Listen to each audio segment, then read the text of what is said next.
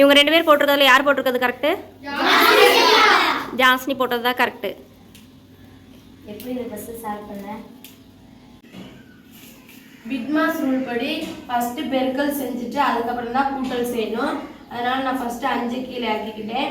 5 25, இந்த 5 அப்படியே கீழே இறக்கிக்கிட்டேன். இப்போ அந்த 5ஐயும் 25 கூட்டினா 30, 30ஐயும் 5ஐயும் கூட்டினா 35. தேங்க்ஸ். இவர் தான் பிட்மாஸ் ரூலை கண்டுபிடிச்சவங்க. இவரோட பேர் வந்து அகிலஸ் ரீசல்ஃபீல்ட்.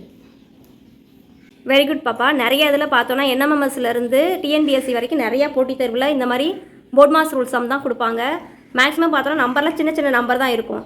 ஆனால் போர்ட் மாஸ் ரூல் தெரியாமல் பிட் மாஸ் ரூல் தெரியாதனால நிறைய பேர் என்ன செய்வாங்கன்னா தப்பு விடுவாங்க. ஸோ அதனால் இதை மட்டும் கற்றுக்கிட்டாவே போதும், நம்ம வந்து அதில் வந்து மார்க் வந்து நிறையாவே வாங்கிடலாம்.